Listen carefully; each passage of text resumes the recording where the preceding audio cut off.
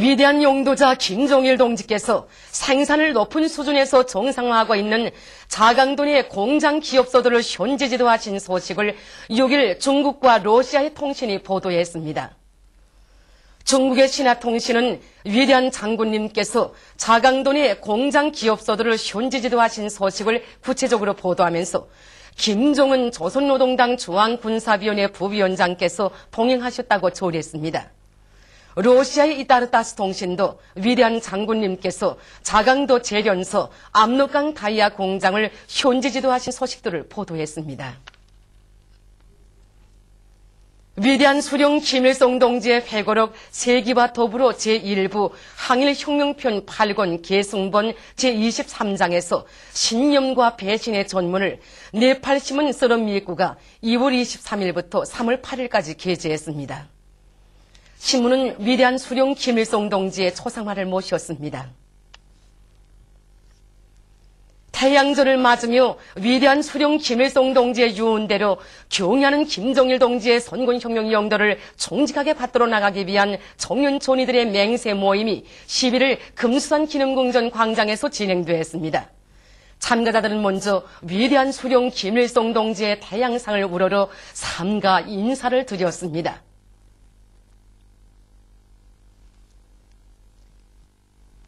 참가자들은 당의 용도 따라 백두에서 계속된 주체혁명 위협을 끝까지 계속 완성해 나갈 신념의 맹세를 리용철 청년동맹 중앙위원회 1비서의 선상에 화답하며 엄숙히 다지었습니다.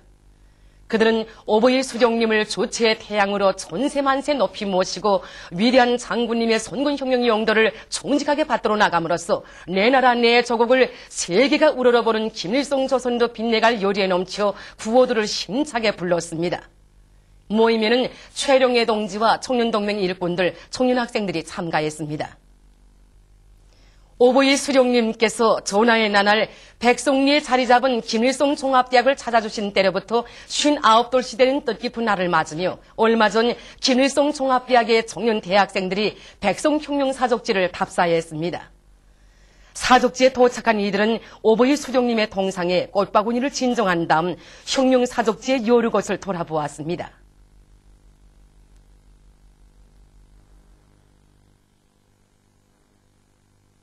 지금도 위대한 수령님께서 포연을 해치시고 우리들을 찾아주신 1952년 4월 12일 그날을 잊을 수가 없습니다. 그때 우리는 위대한 수령님 앞에서 전선에선 이러저러한 이야기들을 다 말씀을 했습니다. 우리 이야기를 허물없이 들어주신 위대한 수령님께서는 우리는 이미 이긴 전쟁을 하고 있다.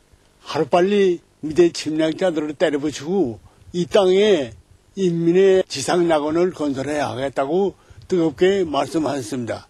정말이지 한 사람의 전투원이 그토록 귀한 준엄한 전쟁 시기에 전선의 대학생들을 모두 소환해서 교육과정을 계속 이어나가도록 한 그런 사실은 동서고금 그 어느 전쟁사의 갈피에서도 찾아볼 수 없는 것입니다. 여기 백송혁명사족지의 사정물들을 돌아볼수록 오보이 수령님의 사랑과 믿음을 심장에 안고 학습도 전투다라는 구호 밑에 학습 전투를 벌려가던 여기 백송리 교정의 하루하루가 가슴 뜨겁게 새겨집니다. 저희들도 59년 전 전하의 나날의 대학생들처럼 열심히 배우고 또 배워 선군 조선의 믿음직한 골간들로 억세게 준비하겠습니다. 백두산 위인들의 불멸의 용도 업적이 뜨겁게 기들어 있는 남포시 강서구역 청산협동농장의 일꾼들과 농업근로자들이 비온냉 상모판 씨 뿌리기를 힘있게 다그치고 있습니다. 경의하는 장군님께서 몸소 자기들의 농장에 오시어 모내기를 하신 40돌 시대는 뜻깊은 올해에 더 많은 알곡을 생산할 불같은 요리를 안고 이들은 벼 품종별 특성에 맞게 씨 뿌림 시기를 설정하고 용량을 집중해서 일정 계획을 어김없이 수행해 나가고 있습니다. 뜻깊은 태양절을 맞으며 천리마 제강연합기업소 김일성화 김정일 화원실에서 불멸의 꽃 김일성화를 활짝 피워가고 있습니다. 이곳 온실에서는 불멸의 꽃 김일성화를 더 많이 더 활짝 꽃 피우기 위해서 서로의 창조적 지혜와 힘을 합쳐가며 온도 관리와 물 관리, 환경 관리를 잘해 나가고 있습니다. 그래서 지금 이곳 온실에서는 기업소의 일꾼들과 종업원들의 흠모의 마음이 어린 배교상의 불멸의 꽃 김일성화가 앞을 다투어 활짝 피어나고 있습니다.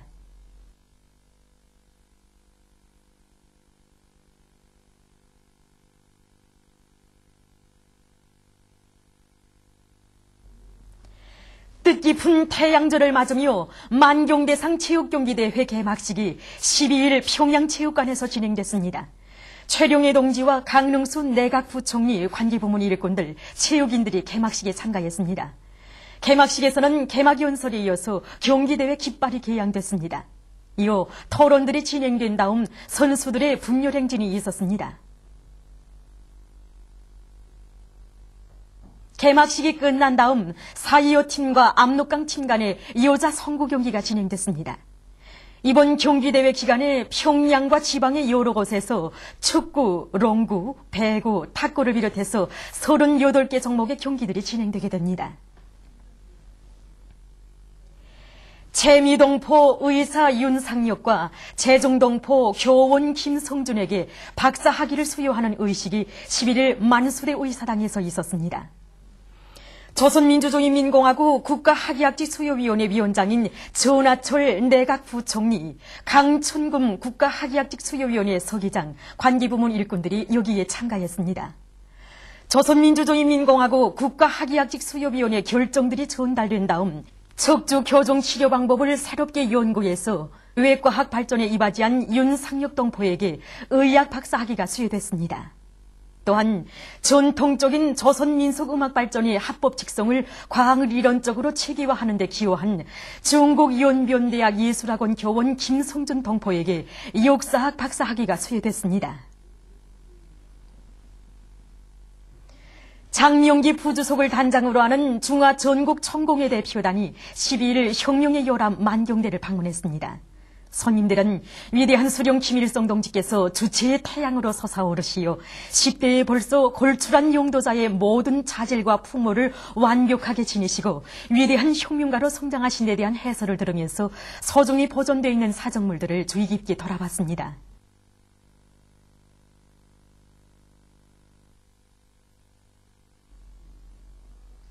손님들은 만경대 옛집 방문을 기념해서 사진을 찍었습니다.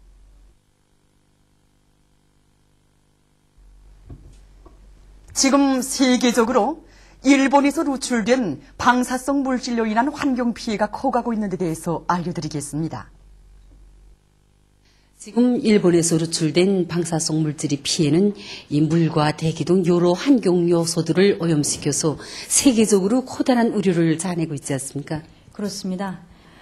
최근 계속 보도되고 있는 것이지만 일본이 후쿠시마 원자력 발전소 사고로 해서 누출된 방사성 물질이 대기와 바다 중으로 흘러들어서 방사성 오염 문제는 단순히 일본뿐 아니라 주변 나라와 지역 그리고 나아가서는 전 지구적인 환경 문제로 확산되고 있습니다. 무엇보다도 이 방사성 물 오염이 제일 큰 난 문제로 나서고 있는데 후쿠시마 원자력 발전소 부근 바닷물에서는 기존 수치 500만 배가 넘는 방사성 요도 131이 검출되었다고 합니다. 그리고 후쿠시마 원자력 발전소로부터 85km나 떨어진 바다에서도 방사성 물질에 의해서 오염된 물고기가 발견됨으로 해서 일본 주변 바다가 방사성 물질에 통째로 오염되지 않았겠는가 하는 우려가 제기되고 있습니다. 네. 그렇게 이제 일본 주변 바다가 방사성 물질로 오염되었다면 일본과 린접한 우리나라 바다에도 영향을 줄 수 있지 않습니까? 그렇습니다. 물에 흘러든 이 방사성 물질은 바닷물 흐름을 따라서 먼 곳까지 퍼져나가므로 이 일본 해의 방사성 물질이 우리나라 바다에 흘러들 수 있는 가능성은 무시할 수 없습니다. 그리고 일본이 어쩔 수 없는 조치라고 하면서 이 조준이 방사능에 오염된 물을 태평양으로 흘러보낸 것으로 해서 태평양의 물 환경도 심히 파괴될 수 있는 가능성이 있는 것입니다. 이 때문에 이 오염된 물을 바다에 방출시킨 이 일본의 조치에 대해서 지금 러시아와 프랑스 등 여러 나라들과 환경단체들에서 비난하고 있습니다. 예. 지금 이 방사성 물질의 오염은 물 환경뿐만 아니라 대기 환경에도 커다란 피해를 주고 있지 않습니까? 네, 그렇습니다. 이 대기 흐름으로 인해서 아메리카와 유럽을 비롯해서 세계의 많은 나라와 지역으로 방사성 물질이 퍼져나갔다고 보는데 미국에서는 이미 15개 주에서 방사성 물질이 검출되었으며 중국 내륙에서는 운남송을 제외한 모든 송 자치주 그리고 직할시 일부 지역, 동해 해역의 대기 중에서도 일본 핵사고로 방출된 극히 미량의 방사성 요도 131이 검출되었고 방사성 세시움 137가 134도 검출되었다고 합니다.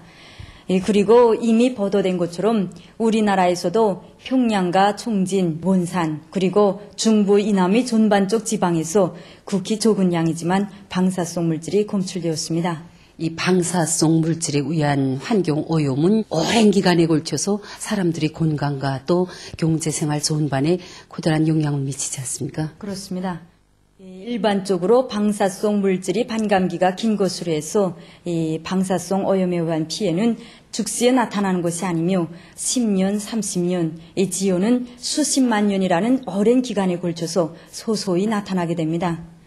그러므로 우리는 방사성 물질의 이동에 대해서 큰 관심을 돌릴 뿐 아니라 그로 인한 환경오염을 막기 위한 사업에도 깊은 주의를 돌려야 할 것입니다. 일본 요미우리 신문 인터넷에 의하면 4월 11일 일본 도호쿠 간도 지방에서 지진 크기가 리히터 척도로 7.1의 지진이 발생했다고 합니다.